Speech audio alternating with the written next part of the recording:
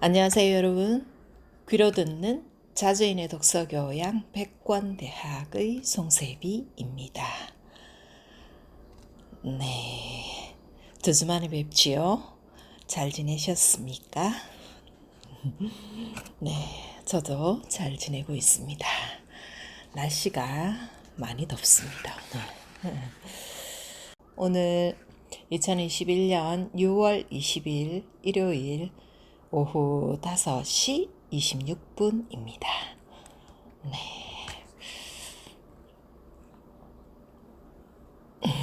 조금 왠지 조금 어색한 기분이 특별히 드릴 말씀은 없어서 바로 시작을 해보도록 하겠습니다. 시작할게요. 김갑수 역사 에세이 미래를 위한 과거. 진보란 무엇일까? 진보란 내가 역사를 좋게 만들 수 있다는 신념을 가지고 노력하는 것이 진보이다. 제1장 엄정한 역사의식을 위해 13. 중국 미일러와 동질 아니다. 김일성의 용감한 모험은 실패했다. 남한에 자신을 지지하는 세력이 많고 군사력도 우세하다고 큰소리쳤다. 나는 그의 말만 믿고 남침에 동의했다. 미군의 상륙작전으로 현재 위기에 처해 있다. 우리는 북한에서 병력을 철수한다고 이미 발표해 버렸다. 전쟁터에서 미군과 충돌하는 것이 불가능하다. 대신 공군력을 동원해 엄호하겠다. 스탈린. 많은 동지들이 출병을 반대한다. 우리가 잊어서는 안 될 일이 있다. 항일전쟁과 해방전쟁을 치르는 동안 조선인민과 당의 동지들은 우리의 혁명을 위해 피를 흘렸다. 조선은 수천 가지 이유를 들이대도 바뀔 수 없는 혈맹이다. 미국은 우리보다 대포가 많다. 그러나 역사는 대포로 쓰는 것이 아니다. 저들이 원자탄을 쓰면 우리는 수류탄으로 맞서자. 우리가 모른 채 하면 일본이 중국을 침략했던 길로 미국이 들어온다. 마오쩌둥. 두 권의 책 김명호의 중국인 이야기 2와 해리슨 E. 솔즈베리의 새로운 황제들에서 가장 흥미롭게 읽히는 대목은 1950년 한국전쟁 당시 중국군 파병과 관련되는 내용이다. 중국인 이야기에서 주로 중국 내부 사정과 김일성이 많이 거론되는 반면 새로운 황제들에서는 중국과 소련의 외교전을 중심으로 마오쩌둥과 스탈린의 첨예한 갈등상이 펼쳐진다. 2008년 노무현은 14선언 기념식 연설에서 6.25는 남침이었고 한국전쟁은 내전이었다고 말한 바가 있다. 이것은 6.25와 한국전쟁을 구별해서 파악한 것이다. 노무현이 말한 한국전쟁 내전론은 진보학계에서 취하고 있는 유력한 관점 중 하나이다. 그리고 6.25 남침설은 이제는 보수건 진보건 부정할 수 없는 정설로 굳어지고 있다. 많은 한국인들은 김일성의 남침을 죄악시한다. 그런 나머지 김일성을 있는 그대로 말하기조차 꺼려한다. 꺼려하기 때문에 잘 알려 하지도 않았고 또 그렇기 때문에 김일성에 대해 거의 모르는 채로 있다. 페이스북에서는 김일성과 박정희의 동상 사진을 나란히 올리면서 두 사람을 거의 동질로 취급하는 포스팅을 종종 대하게 된다. 정말 두 사람은 동질로 취급될 수 있는 것일까? 나는 이런 관점이 제시되는 이유는 단 한 가지뿐이라고 생각한다. 그것은 역사에 무지하기 때문이다. 6.25 남침을 비난하려면 최소한도 왜 그런 일이 빚어졌는지 전후의 인과적 팩트는 알고서 해야 하지 않을까. 김일성이건 이승만이건 폭력 통일의 야망을 가지고 있었다는 점에서는 조금도 다르지 않았다. 다른 게 있다면 김일성은 강했고 이승만은 강한 척했다는 점이다. 이승만은 38선에서 무수한 도발을 감행했다. 동시에 단지 반공이 아니라는 이유만으로 대량 학살을 서슴지 않았다. 전쟁은 이럴 때에 일어나는 법이다. 약한 국가가 강한 국가를 향해 허세와 폭력만을 일삼을 때 약한 국가는 어김없이 위험에 빠지게 되는 것이다. 1949년 4월 마오의 인민해방군이 장제스의 국민연합군을 남으로 밀어내면서 양자강을 건너는 순간은 중국 인민혁명의 클라이맥스였다. 참고로 중국 인민해방군은 원래 홍군으로 불리다가 1937년 2차 국공합작 이후 팔로군과 신사군으로 분할, 개편된다. 이때 동북에서는 중국과 조선연합군의 성격을 띤 동북항일연군이 주력군이었다. 지금 중국 군대의 정식 명칭인 인민해방군은 1947년에 채택된 것이다. 마오의 인민해방군이 양자강을 건너려 하자 뜻밖에도 스탈린이 제동을 걸어왔다. 스탈린은 미국과 국민군과 인민해방군 3자 사이에서 교묘한 줄타기를 하면서 보이지 않는 곳에서는 미국 편을 들었다. 결국 스탈린은 중국을 분단시키려는 미국의 손을 들어주기로 한 것이었다. 이때 마오는 무서운 분노를 표출했다. 아, 스탈린, 저놈이 양자강을 조선의 38선일 줄 아는구나. 마오의 인민해방군은 너비 500km의 도강 전선을 형성하여 파죽지세로 양자강을 건넜고 1949년 4월 23일에는 국민당 정부의 수도 난징을 함락시켰으며 5월 27일에는 대륙의 최대 도시 상하이까지 손에 넣었으며 마침내 1949년 10월 1일 북경의 천안문에서 하늘을 오성 홍기로 물들이며 중화인민공화국을 선포하게 되었다. 중국 오성 홍기의 별들에는 조선인의 피가 배어있다.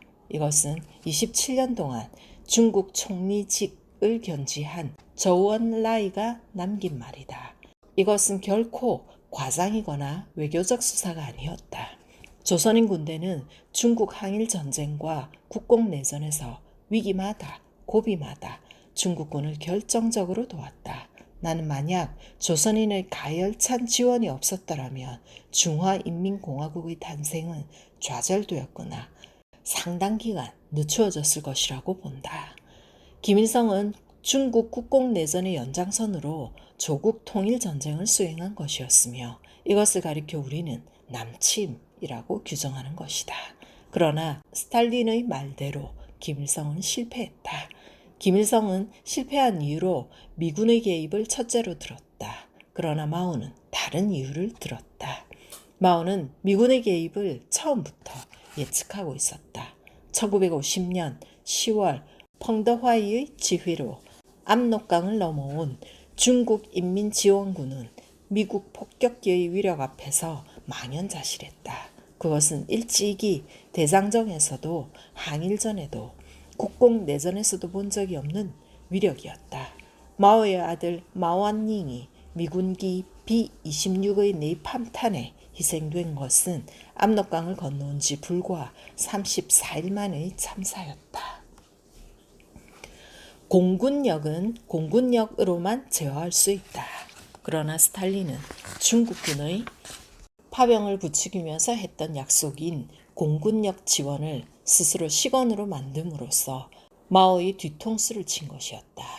아, 스탈린, 이자가 또 북의 인민군이 서울을 점령한 것은 6.25 사흘 만인 6월 28일이었다. 김일성이 조국 통일의 무지개를 그리고 있을 때 북경의 마오는 비서 스저에게 정반대의 말을 하고 있었다. 이때까지 김일성은 대단히 용감한 지도자라고 칭찬만 해오던 마오가 김일성은 전략과 책략이 틀려먹었다. 성질이 급하다 보니 출병 시기도 잘못 잡았다. 기반이 없는 남쪽으로 더 내려갈까봐 눈을 붙일 수가 없다. 인천 쪽은 미군이 완전히 철수하지 않았다. 제주도도 마찬가지다. 미군이 서쪽으로 상륙하면 조선군은 허리가 잘린다. 그러면 아주 위험해진다. 쉬었다가 공격하는 것이 현명하다는 마오의 뜻이 전달되었지만 김일성은 끝내 듣지 않았다. 나는 이것이 소련 군사고문단의 지휘와 관련된다고 본다. 스탈린이 노렸던 것은 마오를 미국과의 전쟁에 몰아넣는 일이었다. 이것을 가리켜 새로운 황제들이 저자 솔즈베리는 삼중의 속임수라고 표현해 놓고 있다. 다만 마오는 조선인민군이 남으로 계속 내려가자 말없이 참전 준비에 착수했다. 소련이 붕괴되자 다수의 진보주의자들은 사회주의의 패배로 규정하면서 실망을 감추지 못했다. 웃기는 일 아닌가. 소련은 사회주의 국가가 아니라 여전히 제국주의 국가였을 뿐이다. 러일 전쟁 때 겉으로는 전쟁하는 척하면서 이면에서 미국과 야합하여 일본으로 하여금 조선을 독식하도록 협조한 것은 러시아였다. 6.25 직후 소련은 UN 안전보장이사회에 불참함으로써 미군 참전에 명분을 실어주었다. 제국주의의 이면 역사를 모르는 진보주의자들은 소련을 과대평가했다. 나는 이것을 강자선호의 유럽 4대주의와 일정 부분 관련된다고 본다. 반면에 아직도 진보주의자들은 중국을 실제보다 더 나쁘게 본다. 하지만 중국은 대국주의라고는 할 수 있을지언정 제국주의는 아니다. 오늘날 중국 지도부가 다소 변질된 것은 사실이지만 중국에서 마오는 여전히 건재하고 있다. 미국, 일본, 러시아 등의 제국주의 국가와 한데 싸잡아서 중국을 동질로 비판하는 것이 마치 세련된 태도인 양 하는 것은 역사에 대한 인식이 정교하지 못하기 때문이다. 14. 이승만이 조선 왕조 시대 사람이어서 권위적이었다. 강준만 교수의 한국 현대사 산책 시리즈는 매우 의미 있는 저작물이다. 이 책들은 1940년대부터 2000년대에 이르는 우리 현대사를 23권의 방대한 분량에 담아놓았다. 이전의 근대사 산책 시리즈 10권을 포함 무려 33권에 달하는 강 교수의 저작물은 우리 근현대 역사의 정치, 경제는 물론 사회, 문화 부문까지 세심히 기술하고 있다. 저널리즘 전공자로서 이만한 역사물을 집필했다는 것은 강준만 교수의 저력과 성실성은 충분히 입증하고도 남음이 있다. 게다가 강 교수가 보이는 정치와 역사에 대한 관점과 견해는 대단히 합리적이고도 상식적이다. 그의 저작물이 갖는 미덕은 별도로 논의하기로 하되 다만 강 교수의 역사적 관점 중에서 나의 역사적 관점과 크게 다른 것이 있어서 이 글에서 논의해 보기로 한다. 이승만은 1875년생, 김구는 1876년생이었다. 이는 이들이 30년 가까이 왕정체제 하에서 산 사람들이라는 것을 의미한다. 이들이 해방정국에서 민주주의를 이야기할 때 이미 70대 노인들이었다. 이들은 모두 생물학적 연령으로 인해 극복하기 어려운 권위주의와 특권의식을 갖고 있었다.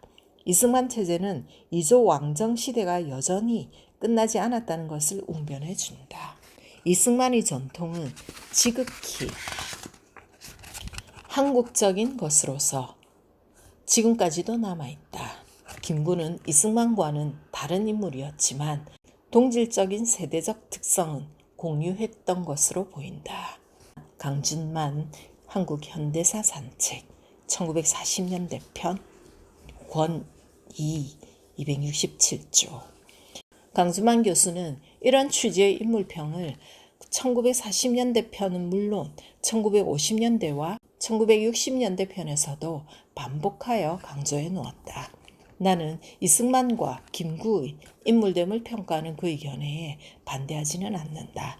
그러나 이승만과 김구의 인격적 결함을 말하면서 그 원인을 조선 왕조에서 찾는 식의 견해에는 정면으로 반대한다. 왕정체제 인물이라서 권위주의와 특권의식이 있었다. 이런 진단은 한국 지식인의 거의 대다수를 차지하는 서구 교양주의자들이 공통적으로 나타내 보이는 조선에 대한 몰이해와 관련되는 것으로 보인다. 강 교수의 말대로 이승만과 김구는 30년 가까이 왕정체제에서 산 사람들이다. 하지만 그렇다고 해서 그들의 인격이 조선적이라고는 할 수 없다. 어느 면에서 그들은 조선 왕정체제에 적응하는데 실패한 인물들이었다. 김구는 물론 이승만 역시 과거에 실패한 전력이 있다. 특히 이승만은 과거에 5번씩이나 낙방했다. 이승만, 김구와는 달리 대단히 조선적이었던 인물은 의외로 많다. 그중 이상설 선생을 통해 조선적인 인물됨이 어떤 것이었는지를 살펴보기로 한다. 이승만보다 5살이 많은 이상설 선생은 1894년 과거 문과에 급제하여 율곡 이의를 조술할 수 있는 학자라는 평가를 받았을 정도로 고전적인 문인이었다. 이상설은 성균관 교수를 역임하고 국내부 특진관을 맡고 있을 때 일본의 황무지 개척권 요구의 저의와 부당성을 날카롭게 지적하는 상소를 올려 고종으로 하여금 일본의 요구를 물리치도록 했다.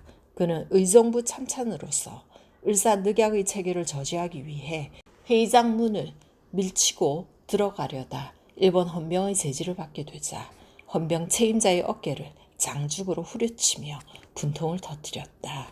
이상설은 고종에게 사직과 함께할 각오로 을사오적을 처단하고 오조약을 파기하라는 상소를 올린다.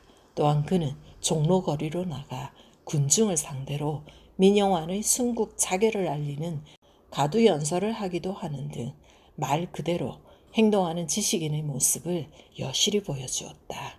이상설이 헤이그 만국평화회의에 이준, 이위종이 포함된 밀사단의 정사였다는 사실은 잘 알려져 있다. 임무를 마친 그는 총독부가 골석 재판으로 사형을 선고해 놓고 있는 조국에 돌아갈 수가 없었다. 그래서 그는 미국으로 건너가 1908년 콜로라도 덴버에서 개최된 애국 동지회의에 연해주 대표로 참가한다. 그 자리에서 그는 자기보다 5살 어린 이승만을 만난다. 당시 이승만은 국내에서 독립협회 사건으로 복역하다가 민영환의 주선으로 석방되어 미국으로 망명, 조지 워싱턴 대학에 다니고 있었다. 이상설은 연해주 대표로서의 소임 수행을 위해 미국을 떠나게 된다. 이것이 같은 연해주 대표였던 이승만과 다른 점이었다. 이것은 이상설의 특징이라기보다는 이승만의 성향을 알게 해주는 보이지 않는 사건이라고 할 수 있다. 언제나 이승만은 독립운동보다는 자신의 영향력을 키우는 것을 우선했으며 그가 독립운동 내내 취했던 노선은 미국의 지지를 얻어내어 독립하는 방법 외에 별다른 것이 없었다.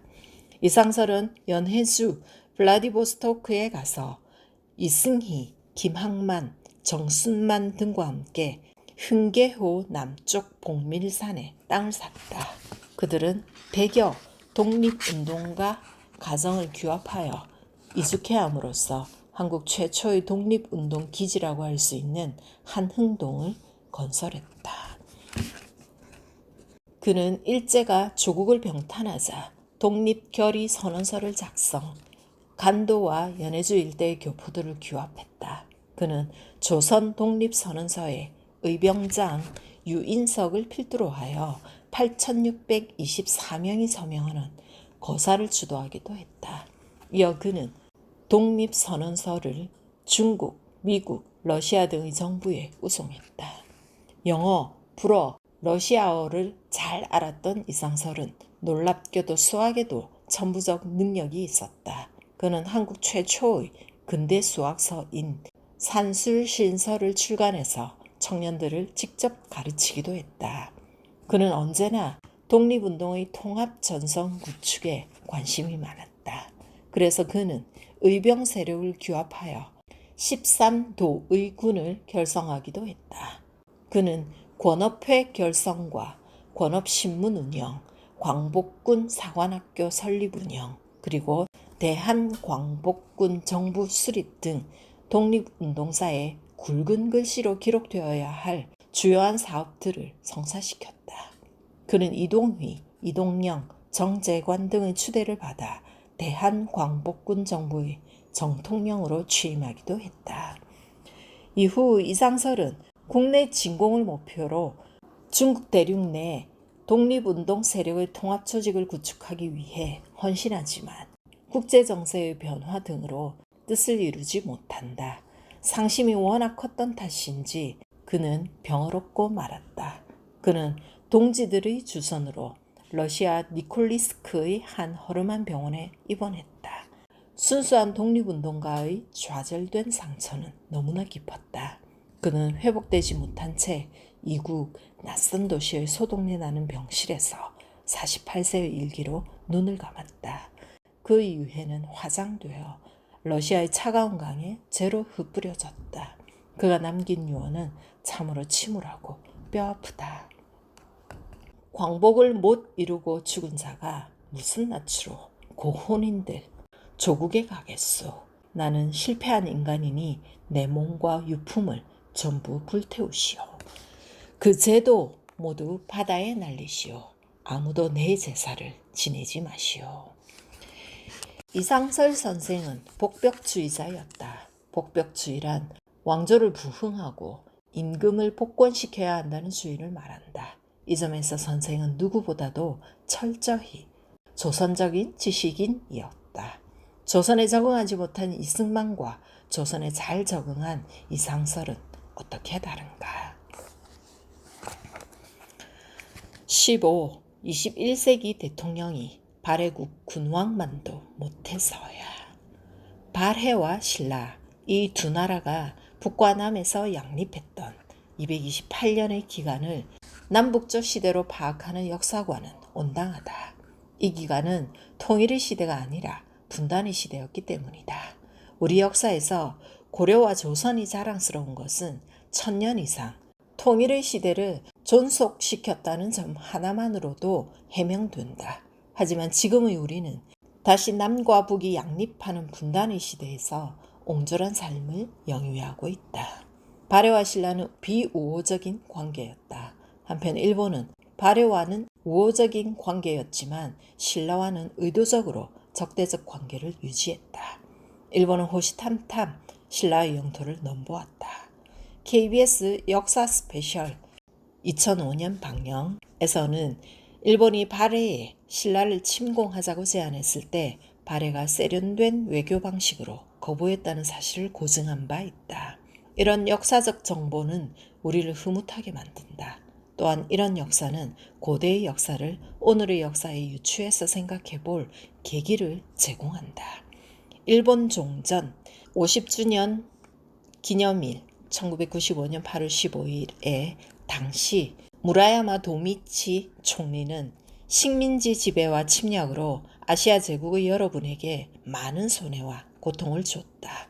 의심할 여지 없는 역사적 사실을 겸허하게 받아들여 통절한 반성의 뜻을 표하며 진심으로 사죄한다는 내용의 담화를 발표했다.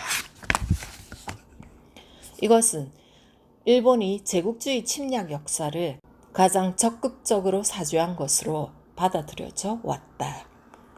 침략이라고 하는 것에 대한 정의는 학계에서도 국제적으로도 정해져 있지 않으며 국가와 국가 간 관계에서는 어느 쪽에서 보느냐에 따라 다르다. 이것은 일본 신인 총리 아베 신조의 최근 발언이다. 아베는 무라야마 다마에 관해 어떻게 생각하느냐의 질문에 이렇게 응대한 것이다. 취임 벽두부터 부총리와 168명의 국회의원이 집단으로 야스쿠니 신사를 참배하더니 급기야 총리가 나서서 제국주의의 침략을 부정하기에 이른 것이다. 일본 총리가 일본이 과거 침략 행위를 부정한 것은 초유의 일이다. 박근혜 대통령은 박미중 일본의 우경화에 대해서 답답하고 안타깝다고 하면서 일본과는 북한 문제와 경제, 안보 면에서도 협력해야 할 필요가 있다고 말했다.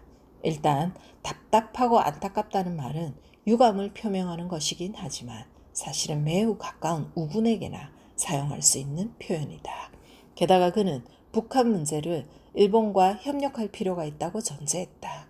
결국 이런 식의 발언은 일본의 우경화에 대해 전혀 유감을 표명한 발언이 아닌 것이 된다. 이로써 볼 때 현대 대한민국의 지도자의 일본에 대한 안목은 고대 발해의 지도자의 것과는 크게 다른 것 같다. 2008년 5월 당시 이명박 대통령의 형이자 국회 부의장이던 이상득 의원이 알렉산드 버시바우 주한 미국 대사에게 이 대통령은 뼛속까지 친미 친일이어서 대통령의 시각은 의심의 여지가 없다고 말한 사실이 위키리스크를 통해 세상에 알려진 일이 있었다. 주지하듯이 임진왜란은 일본이 한반도에 전면적으로 침공해온 일대 사건이었다. 그런데 이 엄청난 사건을 전하는 우리 역사 기록의 첫 문장은 놀라울 정도로 적확하다.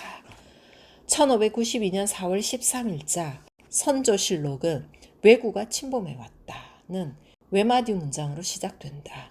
왜구의 침범은 414년 고구려 광개토왕 시대 이래 1600여 년 동안 무려 900여 차례나 지속되어 온 일대 공정이었음을 깨달아야 한다.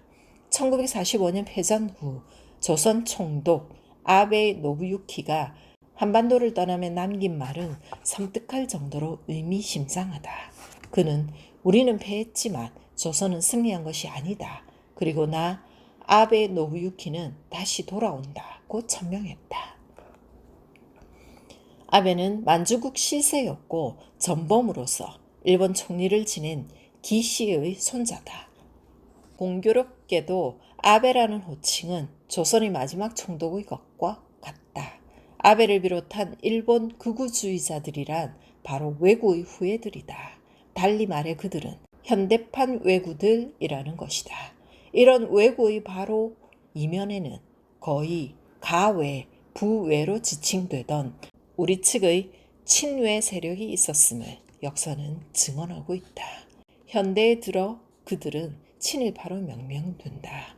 1910년 경술 국치 이래 이완용, 송병준으로 시작되는 핵심 친일파는 하나같이 이 나라의 지도층 인사였다. 그리고 지금 우리는 뼛속까지 친일인 대통령에 이어 일본 군인 다카키 마사오의 피를 받은 국가 지도자와 함께하고 있다. 네, 이로써 오늘의 분량의 글을 다 읽었습니다. 한 주 잘 지내세요. 다음 주에 뵙겠습니다.